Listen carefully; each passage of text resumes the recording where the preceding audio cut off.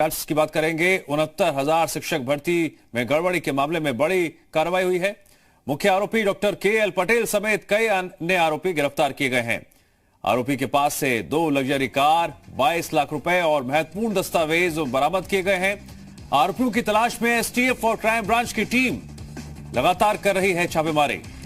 उत्तर प्रदेश के कई जनपदों के अभ्यर्थियों से पैसे लेकर भर्ती कराने के नाम पर किया गया था फर्जीवाड़ा और अब जारी है कार्रवाई का सिलसिला। और इसी कड़ी में मुख्य आरोपी डॉक्टर के.एल. पटेल समेत कई अन्य आरोपी गिरफ्तार किए गए हैं। इन आरोपियों की गिरफ्तारी के बाद कुछ और भी अहम खुलासे जल्द ही हो सकते हैं।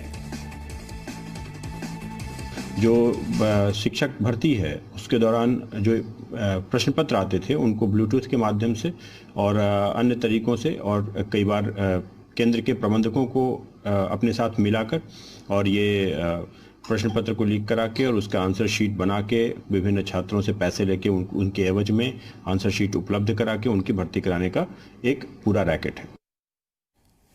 मोहम्मद गुफरान जुड़ गए हमारे साथ उस खबर पर और अधिक जानकारी देने के लिए। मोहम्मद गुफरान, मुख्य आरोपी डॉक्टर के.एल. पटेल समेत कई अन्य आरोपी गिरफ्तार किए गए हैं। अब तक क्या क्या अहम खुलासे हुए हैं, क्या क्या अहम जानकारियां सामने आ चुकी हैं?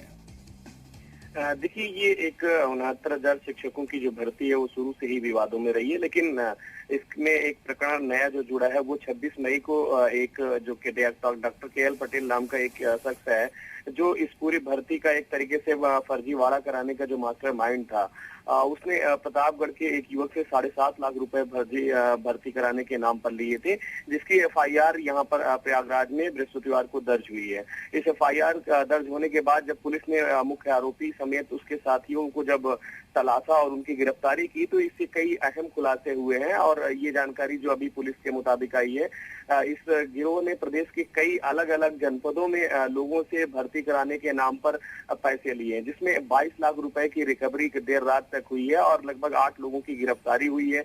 2 लग्जरी गाड़ियां इनके पास से बरामद हुई हैं और अभी तमाम ऐसे जुड़े दस्तावेज हैं, कई इसमें फर्जी जो दस्तावेज हैं वो भी बरामद हुए हैं।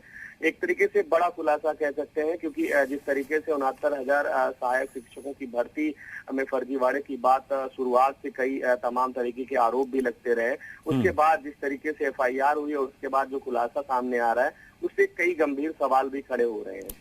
ठीक है मोहम्मद गुफरान, जानकारी के लिए आपका शुक्रिया।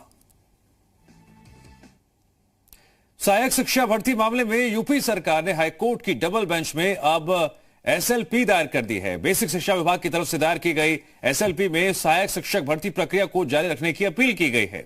विभाग ने हाईकोर्ट की डबल बेंच में एसएलपी दाखिल करके हाईकोर्ट की सिंगल बेंच के फैसले पर रोक की अपील की है।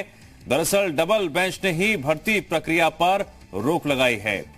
यह पूरा मामला उत्तर प्रदेश में चल रही 69,000 सहायक शिक्षकों की भर्ती से जुड़ा हुआ है।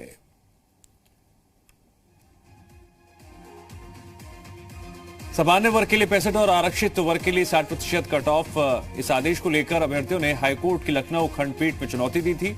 इससे पहले हाईकोर्ट ने 3 महीने के अंदर भर्ती प्रक्रिया पूरी करने का आदेश दिया था।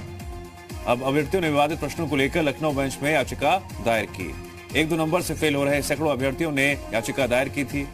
अभ्यर्थियों ने करीब 12 प्रश्नों के उत्तर को लेकर हाईकोर्ट में चुनौती दी। इलाहाबाद हाईकोर्ट और लखनऊ खंडपीठ में 200 से अधिक याचिकाएं दाखिल की गई थी। लखनऊ बेंच ने भर्ती पर रोक लगाते हुए राज्य सरकार से जवाब मांगा है। याचिकाकर्ता का क्या कहना है, यह भी आपके लिए जानना बेहद जरूरी है।